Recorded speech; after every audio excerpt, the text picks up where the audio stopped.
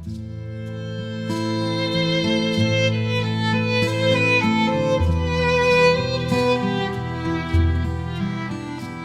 evening. This is Angela Blueskies, and it is such a pleasure to share with you our next guest in our series of interviews, Two Hands and a Heart.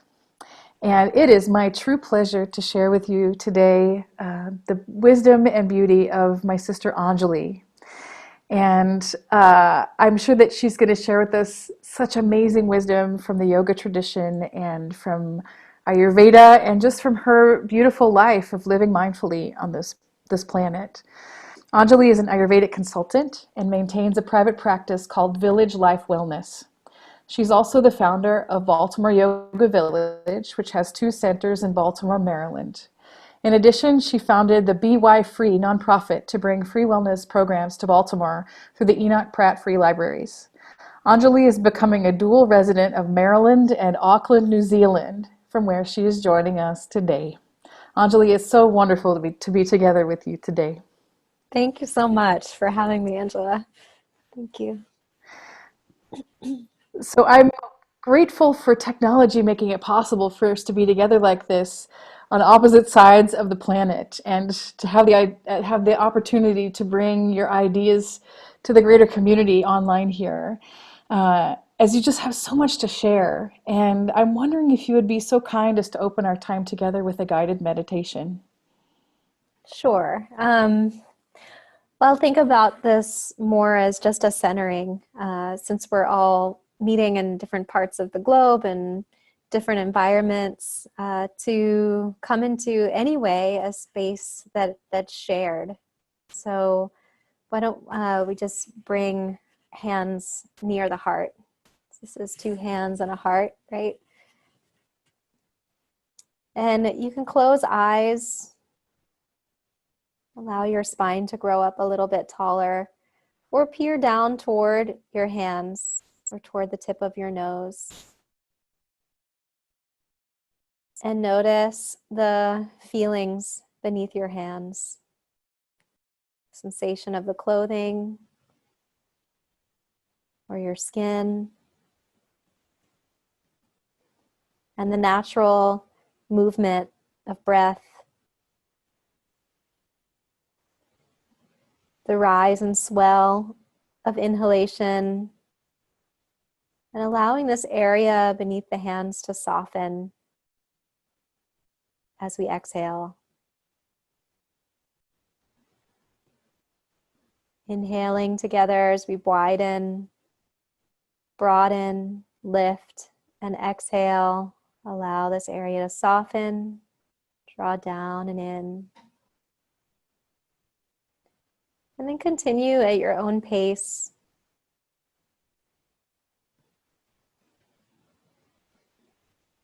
And just add mentally this word as you exhale.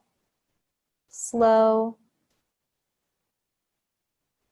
Slowing down the inhale, exhale just a little bit. And as you inhale, full. Filling into the fullness beneath your hands, the fullness of the breath. Exhale, slow. Lingering on the exhalation, watching it all the way to the end. And inhale, full.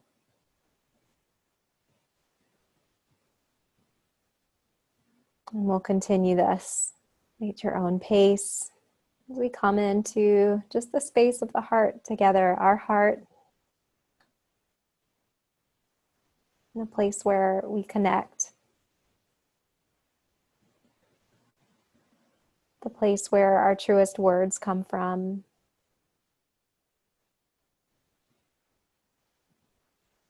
the place that whispers a way forward.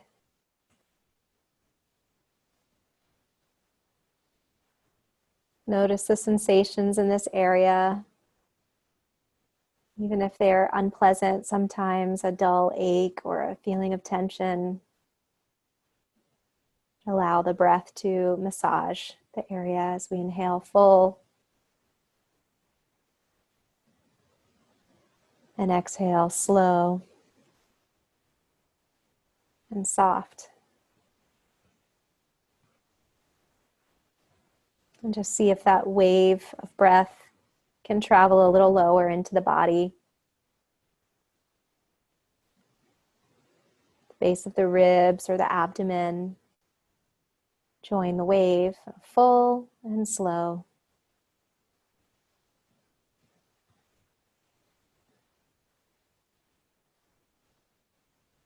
You could imagine like two hands on your back at the shoulder blades area. Like two hands that have your back.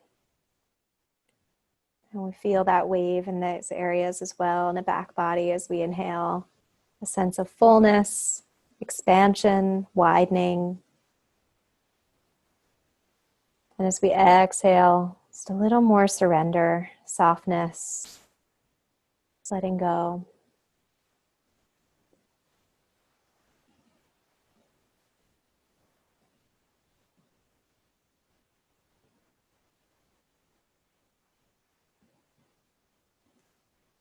So we'll welcome you and welcome ourselves into the shared heart space, that soft, juicy space. So we lightly open eyes and keep our attention on that place now while we're talking. Hi. That was so good. Thank you so much. I know it's early in the day where you are, but here it's a little late in the day, and it feels like such a good way to let go of everything that the day has brought to really just be in the moment. Thank you very much for that. Oh, yeah. Thank you. So right now you're living your life between two places that are literally a world apart, and I can only imagine how amazing and challenging that is. What personal practices and rituals are most supportive to you in finding your center as you move back and forth? So I've been moving back and forth for a couple years. My partner and his kids live in Auckland, and I've been based a lot of my life in Baltimore. And I have family in Auckland, and I have family in India and the United States. So flying around is something I've been used to. And like you, I like to travel to Peru and go to South America and learn from a lot of wisdom traditions. And some parts of traveling will be often learning new aspects of wisdom traditions that connect to nature. And some of it is just sort of the ordinary day-to-day life rituals of making sure that, first thing in the morning, I have a minute where I feel gratitude or say something of gratitude or just a recognition for me of the earth. One of my Ayurveda teachers, Dr. Lad, used to say, that the goddess is in your hands. And so I don't always do this, but something of this kind of recognition. So he would say, the goddess is in your hands, and you look at it and you say, thank you, like, thank you for taking care of me. I'm sorry that I'm going to step on you, Mother Earth, and rub hands on the whole body, put hands on the earth when getting out of bed.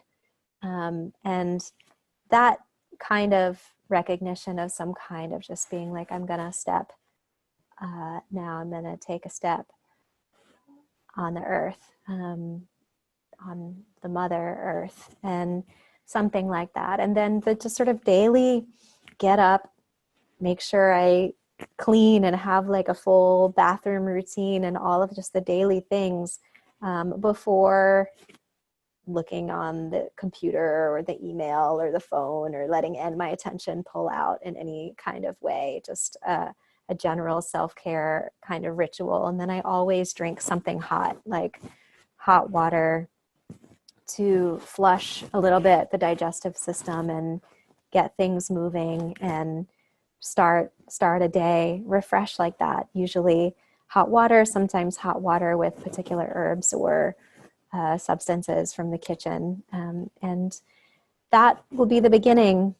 that never changes for me, like no matter where I live or where I'm traveling, is that there's like about the first five things that happen in the morning always happen in the morning.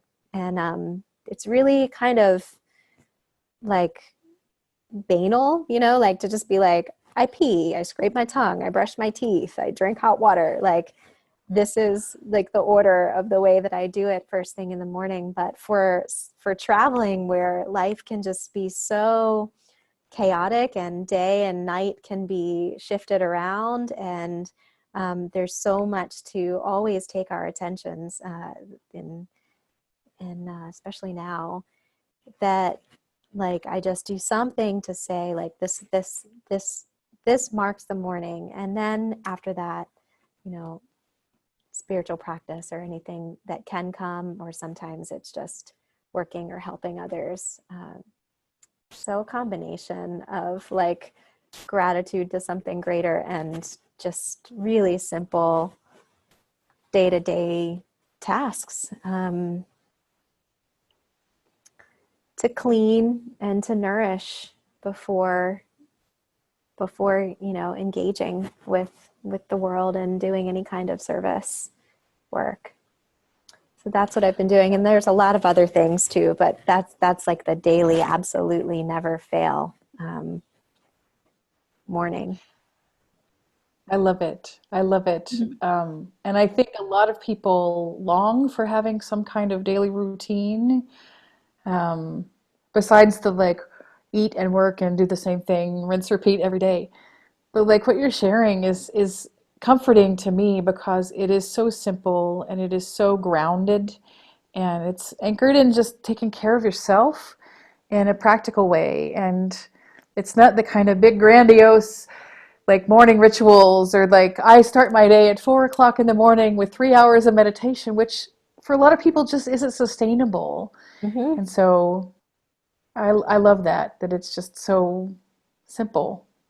Yeah, for traveling life, like those simple things, those simple self-care things are what's sustainable. And then the meditation practices and yoga and pranayam and one grandiose cooking and all of the goodness, all that other good stuff that can happen, bath time routines and all of that good stuff can be like an add-on. But to bring my body clock into a sense of rhythm, um, it really requires just like some regularity around the practical aspects of daily life, and stopping long enough to feel those things, to pay attention, and that's been a big gift for me in the last few years, is to really be considering how meditation can just be an act of paying attention to whatever we're doing at any given time. Like it's just kind of a recognition of what is. And so the simple practical things can be as good as any, really. I love it. Yeah. The other day I was just busy all day and working all day, and I decided because the sun was out and it was warm, like one of the first really warm days of the spring, I decided to take my glass of water outside and just sit on the deck for a moment, even if it was going to just be 5 minutes, just to feel the sun on my skin. And Mm. I sat down and I looked to the left and I saw an old tattered spider web there on the edge of the deck. And then I noticed there was something in it. And I looked closer, and a whole nest of little baby spiders had just hatched. Mm. And it was pure magic. Some of them were still not moving, but some of them were starting to move around. And literally, I was witnessing the first moments of their life, and they're already spinning a better web. And that was so beautiful. That was my meditation that day, just being present with the spiders. And I felt so grateful because if that moment hadn't happened, I might have not had any connection with nature, but also I would have missed that little thing that is so different from my day. Right. I love that. I love that too. I'm curious to walk back in time with you a bit. How did you originally connect with yoga and spiritual practice?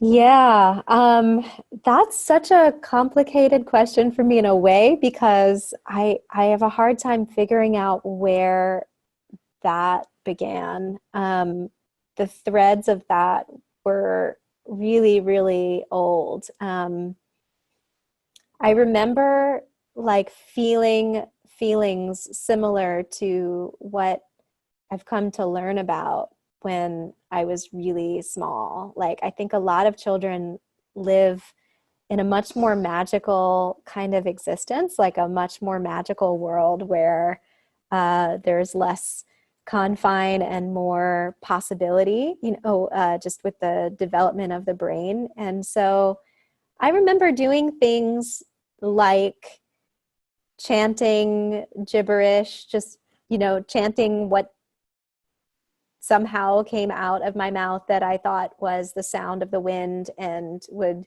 make, you know, me connect with the wind that was blowing, and then the wind would blow and then it would blow through the leaves, and just like living a life that was much more outside. We played outside, right? Like our generation played outside. And we had this, red maple tree in the backyard too. It was like a Japanese maple. And the way that the branches were, like I could slide my body in between the two branches and just nap there, and it would hold me Mm. still, even though they were quite thin. And so I would always be like feeling feelings like I feel now that I've learned about, back then, being like I would always feel my spine, and I would feel my body drape around it. And I would be looking at the leaves that were red and the sun that would be coming through. And I could just spend hours breathing and doing those kinds of things outside, by myself. And that was such a magical time and magical life. And when I was like a early teen, like 13 or 14, I remember a few things happening this one particular summer, and it was, um, one was a violent thing that happened, and that time of sort of like closure and self-doubt and my internal world, the secret nature of my internal world not really feeling so magical anymore, just feeling like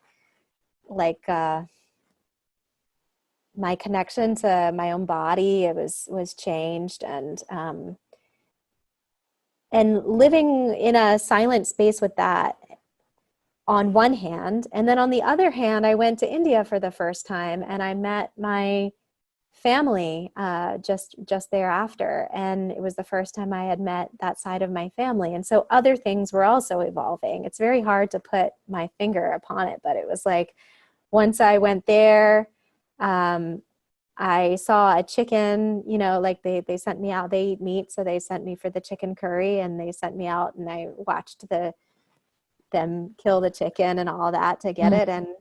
Um, and I was like, I want to try being a vegetarian. Like, if I'm going to try it, I'm going to try it here. And I started to do that, which for me doesn't mean anything, whether you're a vegetarian or not. But it did lead me into like reading a lot of things, and was also another sort of way in of thinking about the way that my sort of choices connect to the greater environment and things like that. And so all of that I consider in a way spiritual, and all of the sort of readings that it sort of sent me into about nonviolence and various things. I just started to go into some more of like the ethical principles and thinking about them and that kind of stuff. And at that same time when I came back to the US, I had a theater teacher who was just like such an incredible emotional support soul. Like, he was just one of those real teachers who had like found his calling, that like though he was teaching theater, he was actually really embracing all of the ugly, allowing us to embrace like all of the ugly feelings that we had as like young teenage women. And I remember at that time really confronting some of the things that had happened that were violent and assaults and things like that. He kept giving me roles, like theater roles to play, that would force me into a space of processing and considering my thoughts and feelings and expressing them. And I remember at that time, he too would also like put us in body postures that were yoga, basically yoga poses, like child's pose and things like that, and have us breathe and make noises and sound and try to connect to what the sound of our own voice really was, like deep in the body, which, as you know, like as a singer, is like the best pranayam, you know, like Oh, singing and yes. feeling your own voice. So that was his technique with us. And then he gave me these roles to play, where I remember having experiences that felt as spiritual as anything else I've ever done, you know, like where the audience would just like turn to like one mesh of blur. And I was so, you know, overtaken by something greater than myself. And all of that to me, like any one of those places I could bring to like the beginnings of being interested in spirituality, like it just kept evolving from there, like to, you know, moving out of my home and continuing to live. It was somewhat, you could see it as not integrated, or maybe it just was, you know, many threads playing out at the same time. Like on one hand, like learning, you know, Reiki and self-touch and starting to practice yoga postures from books by myself and with breathing, and becoming interested in spiritual teachers and going to India back and forth a lot and going to ashrams and going to Gandhi's cremation place and getting as many books as I could, and then going to college and, you know, also going and reading as much of that as I could, and all of that. And then also feeling a huge, a lot of emotional sort of strife of anger and grief and confusion and acting out and like living that young person life of like really seeking, and that phase was a really spiritual phase and a really ugly phase at the same time. I would say, like, for, you know, those years that just started like getting older, you know, I just turned 39 this past week. Like, getting older has been just a process of learning more and integrating, you know, and so I've had some really powerful teachers and also processed a lot of the feelings of and integrated the joy of sort of embodied spiritual practices that are about, you know,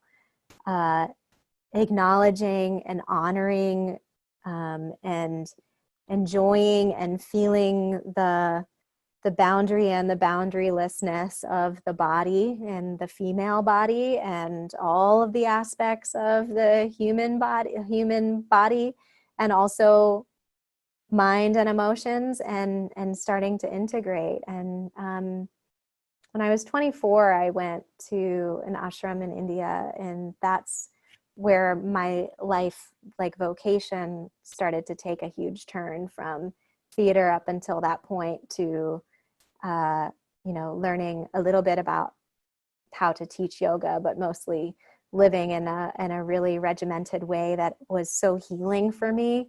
Back to that thing of routine and rhythm, like it was so much of what was scattered and disintegrated and sort of disorganized in my world was like organized for me, to the point where like a lot of the beauty of spiritual discipline came in for the first time, like having a discipline around it. And that being somewhat effortless and relieving, and a feeling of like great safety, also to not worry about where my next meal was coming from, and just needing to get up and do like practice and prayer and service, and that ashram living life, which was different. And it was so powerful that things like lifelong layers of eczema, that would come up on my arms and on my legs and my face and my neck and my back and knees, and all of that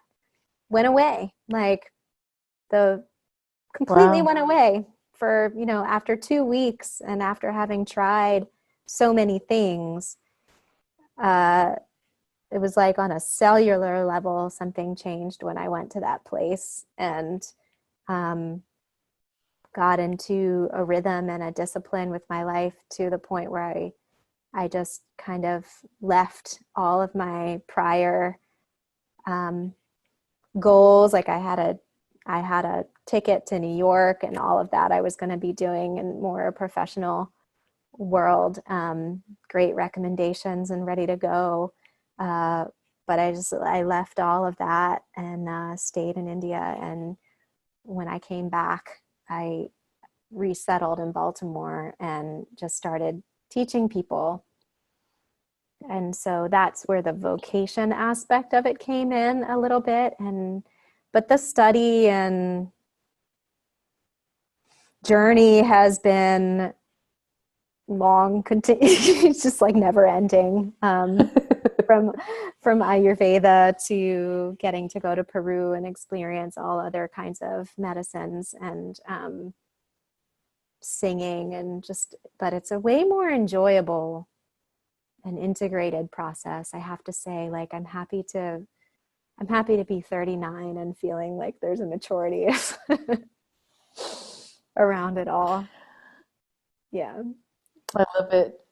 So, at what point after that pivotal time in India, living in the ashram, did you decide to create Baltimore Yoga Village? Well, I didn't really decide. I was just teaching when I came back. I was so rooted in a very sort of very simple and limited and wonderful practice that I just kept teaching over and over everywhere. Like I was in schools, every studio health clinic, jails, everywhere. And there was just this one space and this woman who was tired of it. And I had been teaching there, and we brought some students in, and she basically offered it to me at a price. And it was too high for me. I couldn't take it on. But about 6 months later, she came back and was like, I know I'm really tired. And, so it was more like just it landed on me, a location. And when a location came, it for me was like, oh, good. Because I'd been running around a lot, teaching everywhere from like privates and mansions to, with small grants and in like really rundown city schools. And I had been driving for all of these classes all over, like 3-4 a day, every day, 7 days a week for 4 years. And so it was a chance to envision something like what I would want to create. And so it just kind of evolved. It just evolved. And I had this idea that after seeing everything I'd seen, that no matter who I was teaching, no matter what segment of society I was in, that like one of the greatest sort of illnesses and roots of pain was loneliness. And I had seen that manifest in so many different ways, whether someone had an entire gym floor that they had created out of their home, to, us trying to pull a couple mats together if possible in some dirty space. people were lonely, and one of the great parts of the work was connection. And so the word village came, and it became, and has stayed with me, and everything from that point on. I was like, well, Baltimore Yoga Village, I'd like to make a place where people meet each other.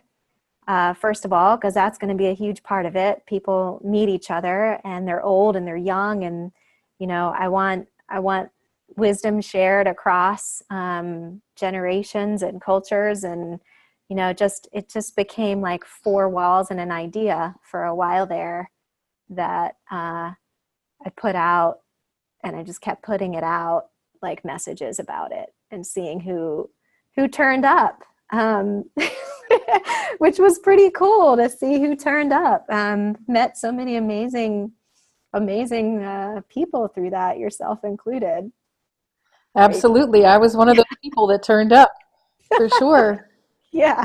I experienced chanting mantra for the first time outside of working with Amma, like when Amma comes to DC, and outside of Peru, in Baltimore Yoga Village. Like, I am so grateful for that because it became such a pivotal part of my life. And I know from my own experience and from then eventually transitioning to offer my work through your community, like what a beautiful anchor it is for so many people. And your vision is absolutely my experience of it, a place where people come together and connect with each other in heart space and grow.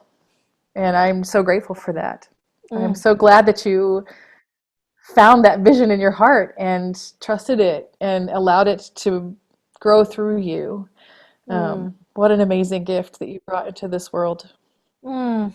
Thank you. I always feel like we all brought that gift into the world. It was like there was a woman who used to come, and she was a marketing person, and she was like, let me help you, because I also had zero background in any of those kinds of things. And she was like, let me help you, figure out. And I was like, I don't know. And she was like, well, you don't have to do much. She explained to me that that my style of marketing, like, was just like to just be a lighthouse with an idea. And I was like, well, that pretty much is it. And Hmm. the people that came, like, there are so many programs and things that have fleshed out and evolved. It's been a lot of just saying yes, like at least for the first many years, it was just like, yes, yes, yep, that's all included, and that's partially from the theater background too. It's just like, yep, it's all good. Like if you're addressing the mind, the body, the heart, the spirit, like in an integrative way, or in a way that helps any of us connect a little bit deeper than whatever inroad it is, it's all good. So there was just for so many different kinds of things that I've gotten to experience and grow up with. And oh man, every kind of interpretation of things I never knew, like I got to got to really learn from people's experiences, which were all very different than mine, and very different from my inroads through the ashrams. So I was like, wow, and I got to learn a lot about how to be what would be like a better translator, a better translator of information, by listening to the way that so many teachers, and a lot of people a lot older than me, a lot of teachers, who are now at this point in their 70s, who've been there from the beginning, uh, and had a lot of experience to begin with teaching. So I've gotten to hear a lot of different kinds of facilitation, and sort of grow up with the space. It's 14 years old this year. So, and it does feel like a teenager. It feels like it has its own sort of life and agenda at this point. So yeah, it's been really I good love for me it. too. Mm-hmm. So beautiful. Mm-hmm. So I want to pivot just a little bit. Sure. You've shared with me on many occasions now how important living in alignment with Mother Nature is to you. Can you share a little more about how this shapes your day-to-day life as well as your personal philosophy? Yeah. Mm, well, lately, during this pandemic, during this time of staying home, for example, and also just realizing like what's important, what's most essential, really, and simplifying, and also just looking at the power of Mother Earth and women and nature in general, the force that has come upon us, the force that really reminds that we are not like at the top of some kind of food chain as humans. Like we're not in a linear structure, that nature is not a straight line linear form in which someone is sitting at the top and someone else is sitting at the bottom. That just seeing the ways in which our systems have not reflected the shape of nature or the collaborative, reciprocal, the need for reciprocity, and feeling so much of that has taken me back to this question of how can I give more and take less, because Mother Nature's always going to give more than we think.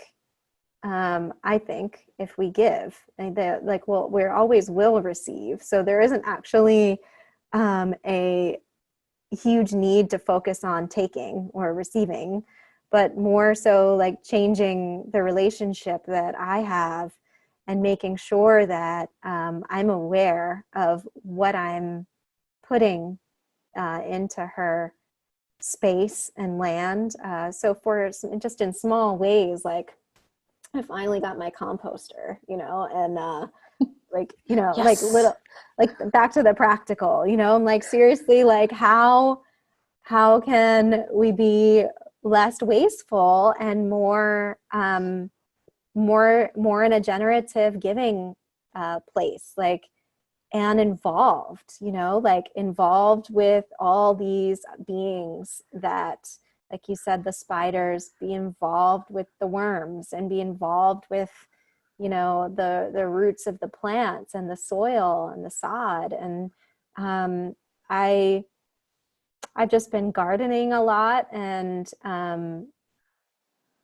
recently, don't know why I never realized that I could take my kitchen scraps, like the bottoms of or the tops of the carrots, the one slice of the beet.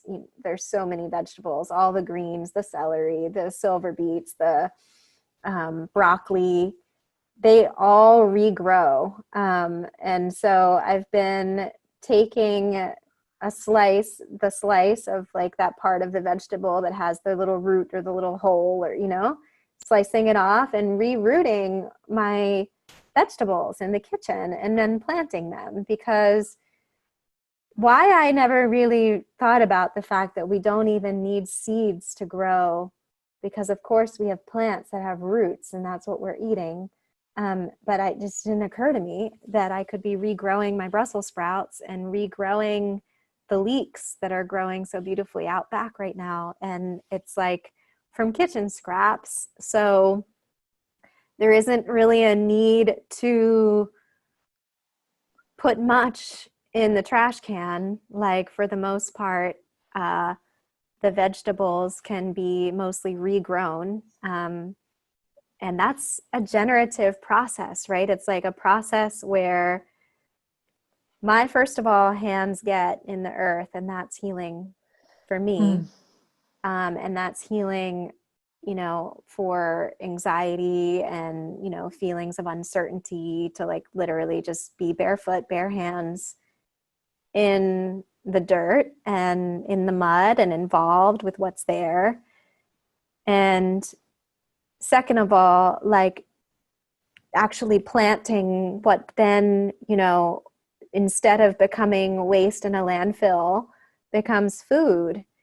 Uh, I think someone told me that like post World War II, that also became a thing, like a big thing, like victory gardens and stuff. I had not heard about that, so I've been learning a little bit more.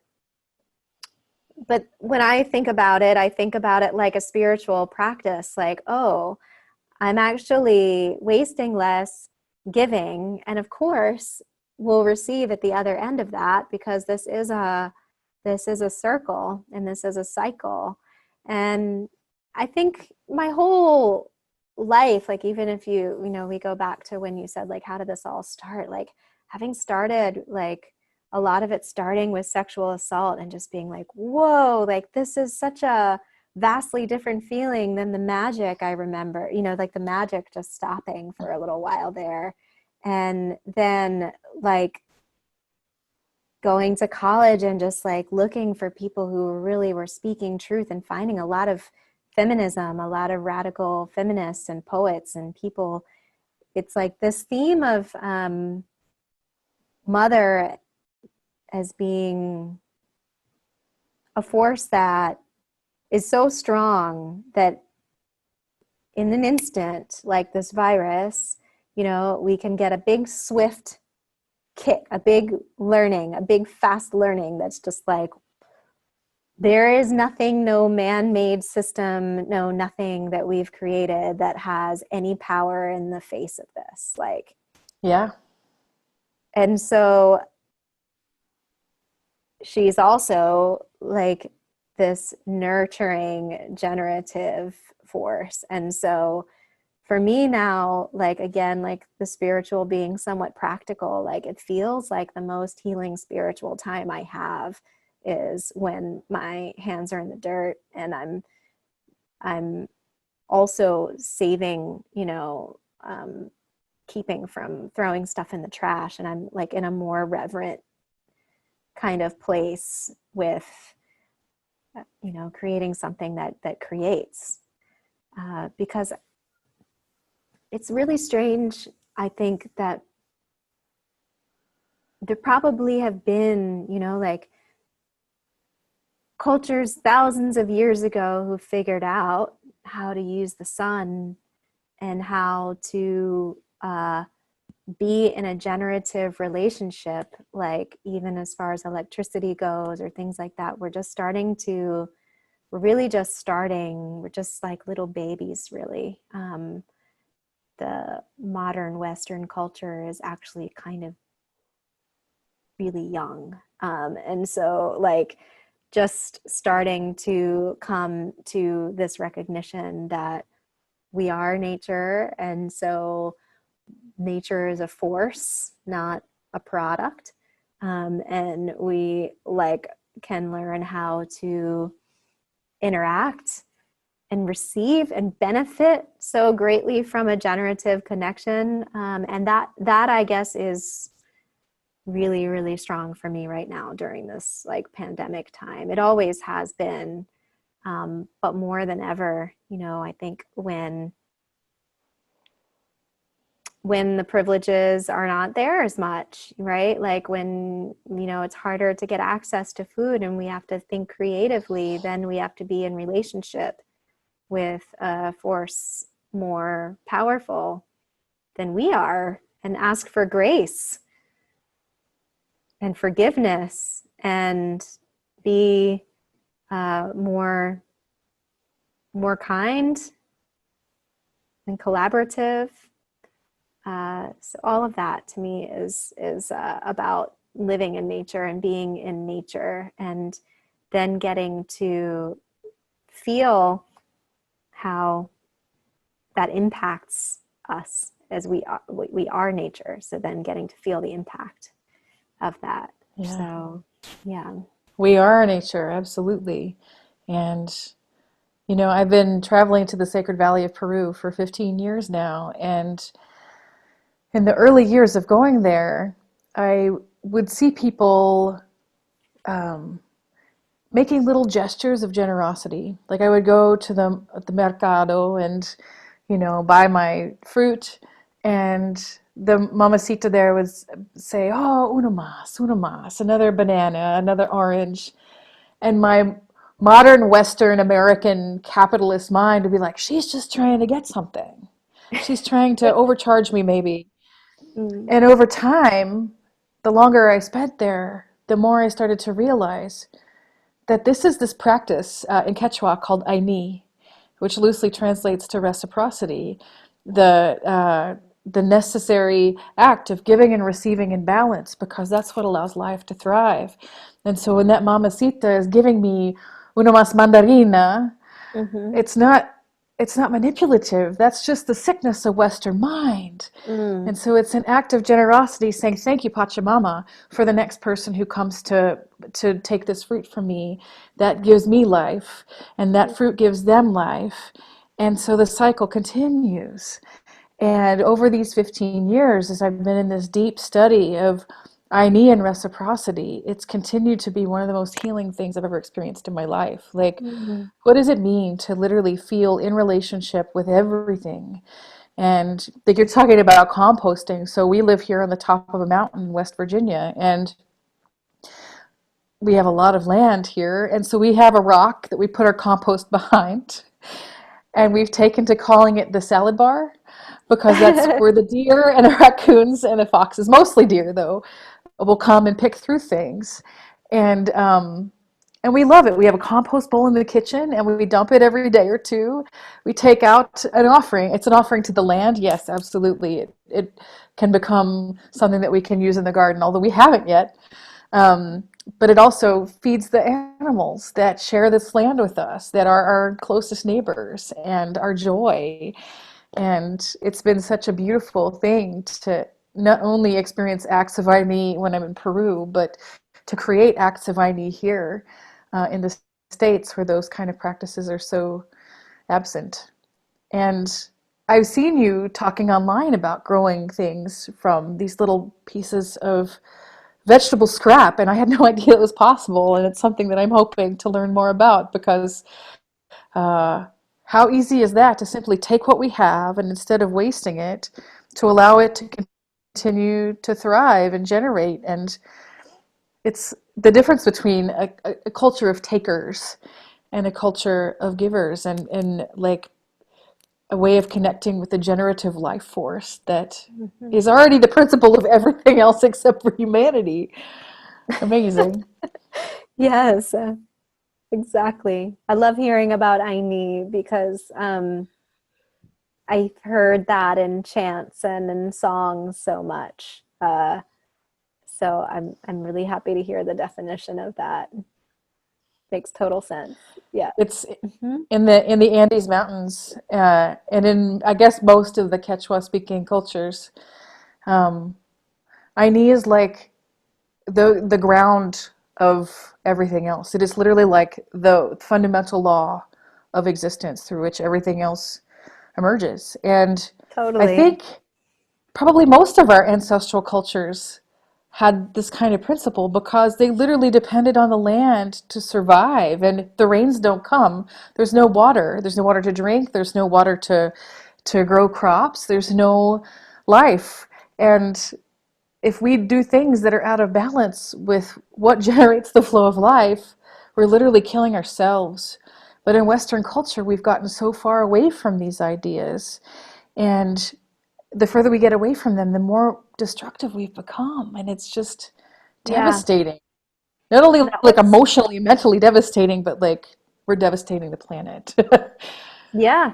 I mean, and it was the reason, it is the reason and was the reason in some cases in past tense why people sang and danced, right? It was like, that's what I used to always say, like with when, as I evolved, when you get to a certain age in theater and performing arts and you start hitting that typecast kind of place where all of a sudden you can't just play everything and do anything you want and people put you in this really kind of like narrow hole, and it's sort of sucks. Like most of the roles that I would be put into just were not at all the message that I wanted to deliver. So it was like the difference between performing arts and like what was happening, and when it was really like a spiritual practice for me. And I used to say, I remember saying, like, I didn't want to be singing and dancing to make the rain fall. I want to be singing and dancing like when I was a kid and I thought I made the wind blow, like Mm. it was, that would be the reason. It would be to say thank you. It would be to ask for the rain. It would be to connect with the earth. It would be to connect with people. It was always for that reason. And so something was really dying for me in the performing arts. And when I first got into a yoga posture, I remember it being the first time I felt like I was moving my body. I was moving, and it wasn't for the sake of performance. And I could feel, the electricity of the pose and the movement in the pose. And it felt like, oh, this is for some totally other, reason. And it's really like reflecting the reality that I want to be living in. What I'm doing with my body right now is reflecting the reality. So yeah, just adding that, because I know you're you're an artist that uses yourself for a healing purpose, that connection, that reason. Yeah. Yeah. And I completely understand where you're coming from because, I was classically trained and worked as a classical musician for many years. And at some point, I didn't really understand it at the time, but at some point I got really bored with all of that because it wasn't like I was playing because I had to in order to live. I was playing because it's what I knew. And as music started to shift for me, as I continued to go into sacred practices connected to music, um, it started to make a lot more sense. Like, oh, right, this is not an intellectual practice. This is not arts as entertainment. Like, that is such a shallow expression of what is possible and the roots of all of the creative and expressive arts. Like, and when I was in Peru and sitting in ceremony and feeling music in my bones, in my cells, in my soul, it was like a full retrieval of everything that I had known much earlier in my life. Like that this is not about making other people happy with the way I was doing my thing or fulfilling a role and making money from it. It was literally like playing or singing because my life depended on it.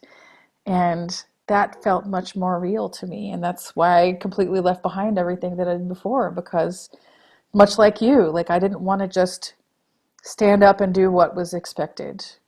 Um, it felt like recreating a museum space as opposed to creating like real life. Yeah. Mm.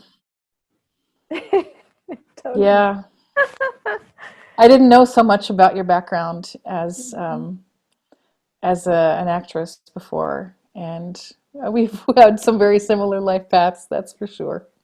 Mhm. Um, so I would love to hear more about Ayurveda. Um, I know that it's one of the oldest and most comprehensive wellness systems on the planet, but you know so much, and I feel like it's such good medicine for the time that we're living in general, where so many people are called to reconnect to food and to nature and to rhythm and ritual. Can you share more about Ayurveda? Okay. Yeah, I want to give a gift to the people listening to this.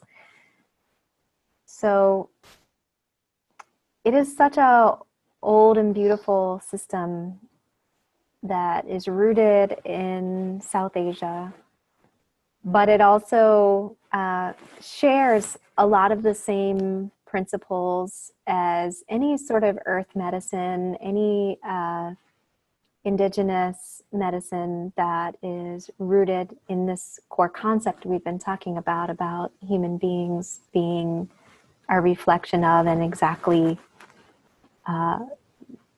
no different, no separate from nature. And so Ayuhu means life, and Veda means wisdom. And so it's the life wisdom tradition, the medicine of India, long before it was even called India. It is about longevity in a way. It's about a way of living the best quality of life for as long as possible as a medicine system. But it is also about spiritual life and death as well. Like it is rooted in the same body of knowledge as yoga. It was rooted in the Vedas. And so it just more deals with the aspect of living that has to do with diet and lifestyle and herbs and sickness and disease and health.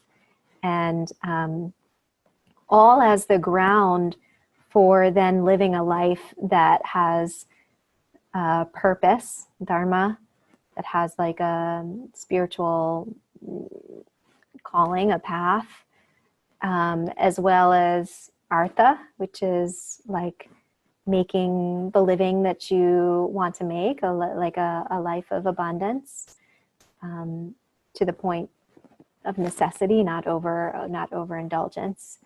Artha, kama, like desire. You know, people know the words from Kama Sutra, but also like living a life that is fulfilled in all, you know, desirable. And moksha, which is freedom or liberation.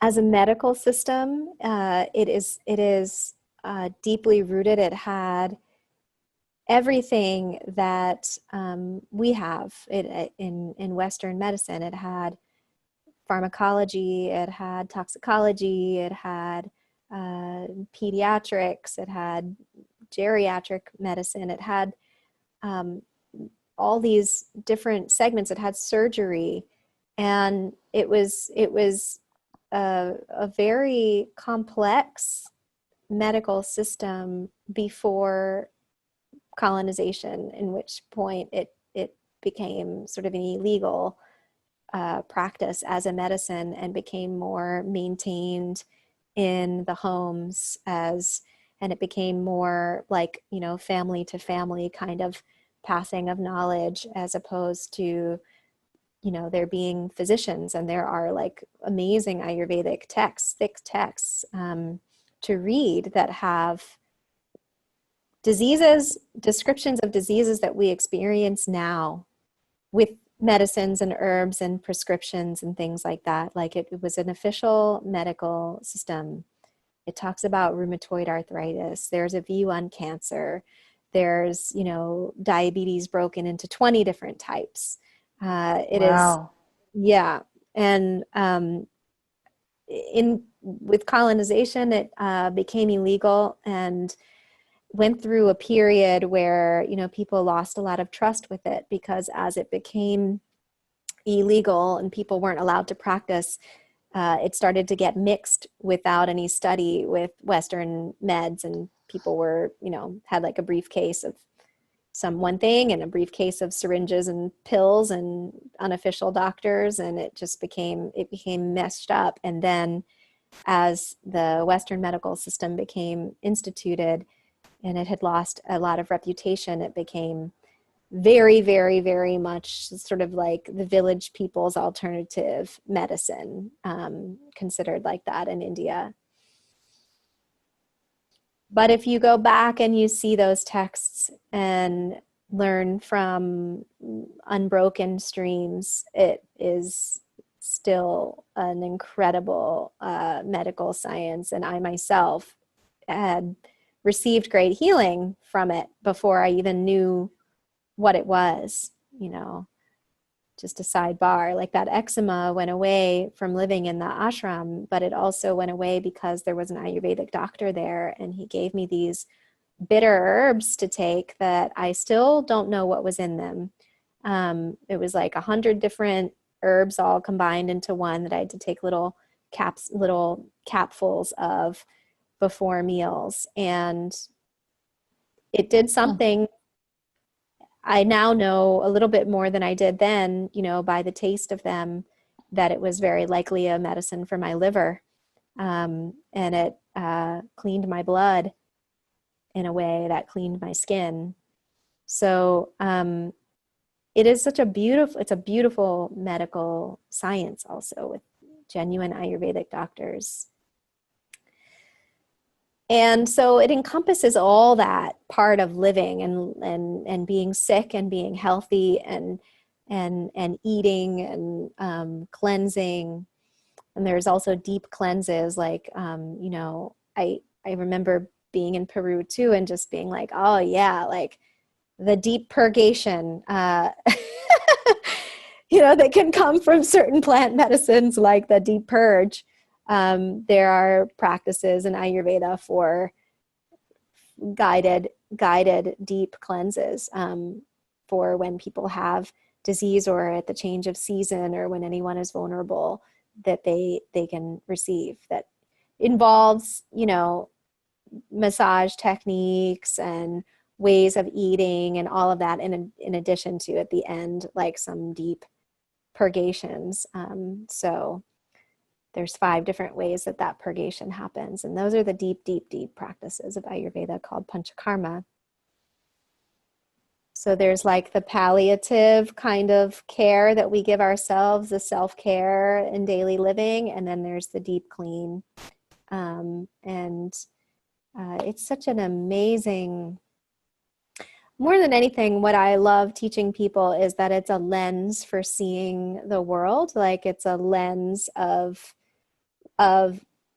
qualitatively experiencing everything that we eat, smell, taste, touch, hear, and engage with through any of our senses. It can provide a lens to get to know that thing, that substance, in such great detail, like a poet. Even one's pain, like to become a poet of one's pain and like really understand deeply, like what are the qualities of that pain, as a lens to then know what is balancing, and what are the other practices and substances that we can engage with that will bring the opposite qualities to life. And that is something that you'll find in a lot of indigenous medicine, is understanding balance of qualities. That's like at the basis of understanding herbs and things like that. That's the part, I will just be forever studying and so amped and psyched about, because it's so engaging, that I have found myself saying over and over and over to people in classes that deep engagement is the greatest antidepressant. The feeling of feeling, again, isolated and lonely, I'm familiar with that feeling.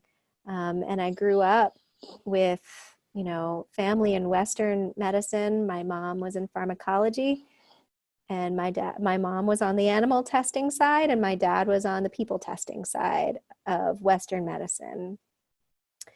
It was a very much pop a pill household, and there were tons of pills everywhere.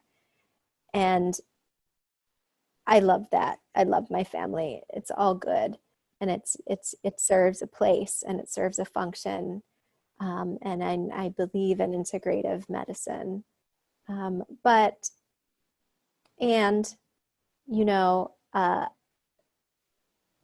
When we're sick, like as babies, or when we're uncomfortable as babies, like the love that we receive from our mothers or grandmothers or guardians, like the love that we receive is as healing as the milk or the substance that we take.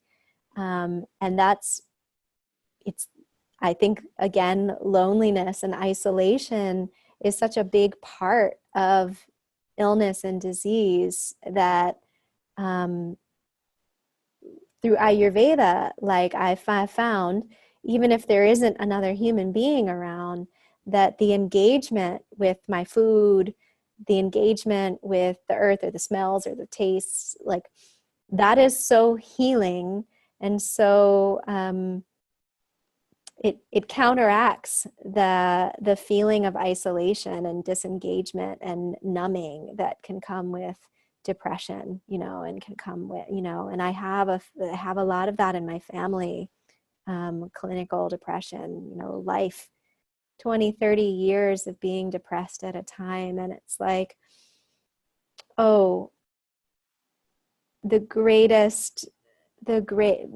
me personally, but I have felt still quite a movement toward joy and happiness, like in getting deeply engaged, like with everything, with the substances. And that process of engagement is never lonely. It's like always there's a place of curiosity and excitement and enjoyment that comes from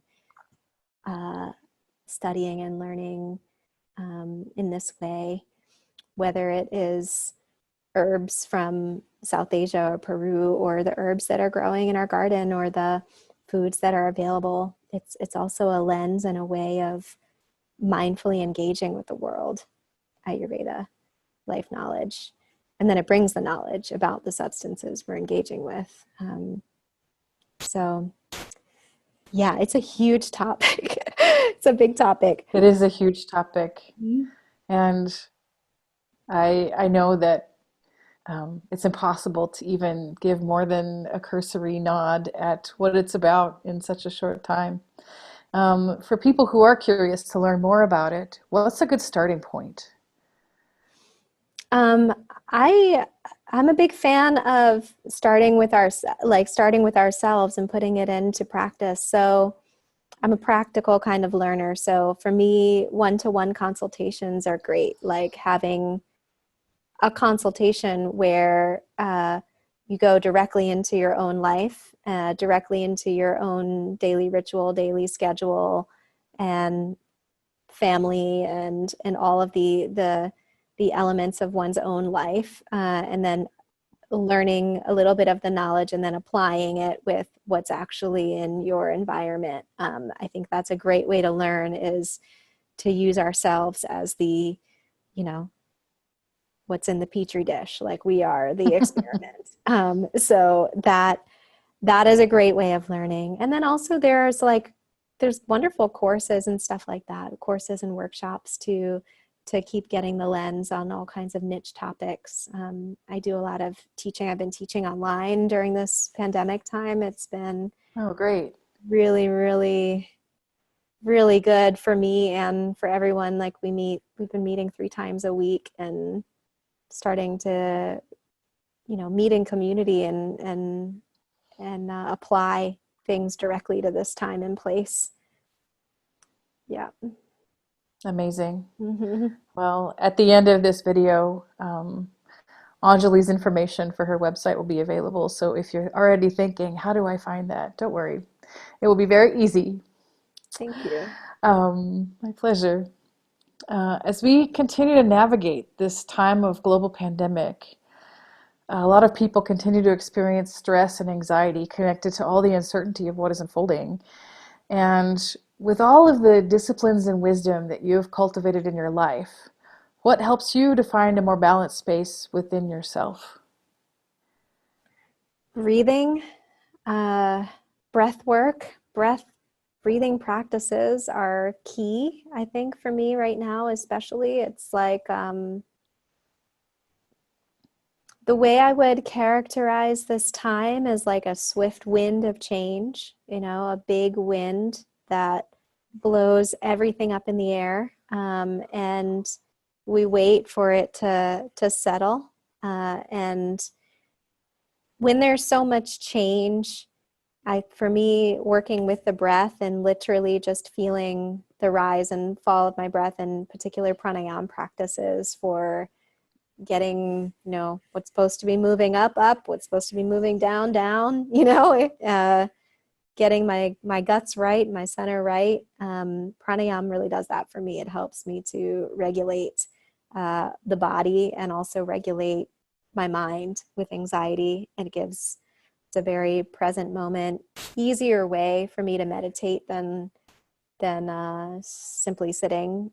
So it gives me something to do. And there are also particular pranayama practices that are geared toward anxiety, and ones that are geared toward more feelings of sluggishness, and one that are geared toward more feelings of feeling scattered. And so I will flip flop and use the breath as a way to balance, use the techniques as a way to balance.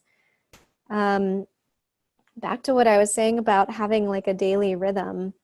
That's the biggest thing. For me, also because I'm working on Eastern Standard Time, living, I don't even know what this time zone is called. I'm living in Auckland. Like I will wake up before the sun every day, which has been a blessing to wake up before the sun every day and work, because there's nothing more hopeful than the sunrise. And so even if getting out of bed is hard, which is totally understandable, to be feeling down in the dumps and hard to move, and or maybe just never been a morning person. I'm not particularly a morning person. If now and then, and maybe it grows into a daily life rhythm, one could wake up and see the sunrise from wherever you are, if that is possible, even if it's rising over the buildings. See the change of light at that time of day. It's very powerful when the birds are waking up and all of the night sounds turn to day sounds. It's such a potent, powerful time, and it's talked about in all these yogic texts as that time before sunrise being such a sacred time. And it really is, like, it really is. And it's really palpable. Like, you can feel how quiet the world is and how loud the bugs and the animals and the things are. And then the night change to day, and then the sounds completely change. You don't have to be a formal meditator to appreciate that renewal that happens every day, and that rhythm that at least the animals are on, And so, like, for me, I've been seeing the sun rise almost every day, which is in and of itself all what I've said, but also just so beautiful. Like, here, the Maori name for New Zealand is Aotearoa, I think is how you would say, something like that. And it means land of the long white cloud. And it really is. It's like a lot of sky here. So seeing the sunrise is really wonderful because you can see a lot of sky. But even in Baltimore, I like to see the sunrise when I'm feeling heavy. It gives like a feeling of hope that's palpable, just medicine of nature. And then I've been making sure that I eat lunch. I didn't today because we're sitting and eating. But almost every day I will make sure that I'm having lunch, like around the same time every day, because that's when the sun is highest in the sky. And so if I get those two things in, I'm kind of following the path of the sun every day. And that is a big concept in Ayurveda, to follow the rhythm that's set out for us. It is like a rhythm of day and a rhythm of night.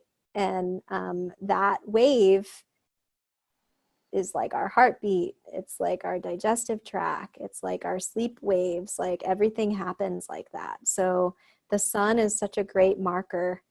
And to line up with the sun, boy, like, that is the thing. That's what's making the next day happen for me. Like, that's what's making it new. That's what's making it fresh, what's giving me hope and sustenance and reminder to nourish myself, and connection to the changing patterns and in nature and all of that, no matter what else is going on. So that's called Dinacharya. One's Dina is day and Charya is rhythm. So, like, being in rhythm with the day, having a rhythm and a ritual of the day, So I would say those are very simple places to start, and they're not very easy. It's not easy to change your rhythm, but to make that a goal, like pushing back half an hour here, going to bed a little earlier there, like whatever, to start to line up with the sun, because the sun is, boy, the most hopeful, the most life-giving, uh, the most transformative of the elements. So it's going to be what, on an energetic level, brings joy and vitality. So seeing enough of it is super important. Is super important when there's lots of reasons to be feeling understandably sad, So I yeah. love it. Mm-hmm. I do not see the sunrise nearly often enough, but I know that when I've been in Peru, I've seen the sunrise a lot. And um, because the mountains are so high there and the hours of sunlight during the day are so few, um, like by 4 o'clock in the afternoon, the sun is dipping behind the mountains, and by 6 o'clock, it's dark every day. And when I'm there, it's always something that I orient with a lot more consciously. And um, what a blessing it is to be in rhythm with those things, as opposed to the small rhythms of our lives that are often arbitrary and pulling from outside of us in different directions, to anchor in something that has a deep rhythm, like our ancestors have for thousands upon thousands of years. Like the daylight is the life-giving force to everything else. Why not us too? Yeah, there is that, there's that sun temple there in Pisac, there's that, like there's sun temples all over the world that are particularly situated in places to where the sun is easily visible, to see the sun rise. Like it's sacred to every earth medicine. It's sacred to every indigenous tradition. I mean, how could it not be? And so even if we are not particularly view ourselves as spiritual or whatever, like I flip, like that's what I mean. I'm like into the practical, really into the practical, brushing your teeth type of life. But also it is the sun is a practical aspect of nature that gives life, and is easy to see why so many places have revered it, and so many people have revered it. And same with the earth, same with the soil and the water, um, and the wind. So one nice thing about this time is I think there's a lot of people actually spending time in nature, and so it becomes a step closer to wake up and see the sun, and eat meals aligned with the time, of the sun, so that our big ball of fire in our digestive tract is also going on that rhythm. Yeah. The guts and the mind are so deeply interconnected, just like the breath and the mind are so deeply interconnected. So a lot of Ayurveda is about the health of the guts, and I know you see that innately with the Peruvian medicines, the plant medicines, is just like, yep, the health of the guts. What's going on in there can make a huge difference for our general feeling in our mind. So, Mm-hmm. yeah. And I think what I appreciate about what you shared so much, um, from the tradition of Ayurveda, but also from the traditions of Peru, is that the sacred isn't somewhere else. It's not out there somewhere in some disconnected experience or practice. It's deeply embodied. It's deeply rooted in nature and the rhythms of the world that we live in, that we are intertwined with in a way that could never be any other way. Like, I find that deeply comforting, and the older I get, the more it calls to me, because I don't need a lofty out there spirituality. I just need to find what's holy right in front of me in the moment, in every moment, because then it feels integrated and embodied and real. Totally. Yes. I love it. Mm, yeah. Thank you so much for taking the time for this conversation Thank you and really for nourishing. mm, thank you for inviting me to it. Thank you so much. Yeah, it really means a lot that anybody would, ask a question or whatever, because I I see, like every person is having such a wealth of wisdom and so much to offer. And so it's nice to be a part of the conversation and to be in Oh, a conversational space with people at this time. it sure is. And it's wonderful to have wisdom from so many different traditions coming together through this project, too, and from so many beautiful visionary people who ultimately inspire me, who I love, to be able to create an opportunity to share that in a bigger way is certainly very close to my heart. So I just thank you so much for being a part of it. Thank you. Thank you, Angela. And my pleasure. And for our listeners, as I shared before, at the very end of this video, you'll be able to find information on how to learn more about Anjali and her work. And I know that this video certainly has shared with you how amazing she is, but having known her for a number of years now, I can't say enough good things. So definitely check her work out. And I wish you all a beautiful day, a beautiful week, a beautiful next step in your life. And each week we release a new interview in this series. And I hope that you will come back and continue to be inspired. Thank you so much. Thank you.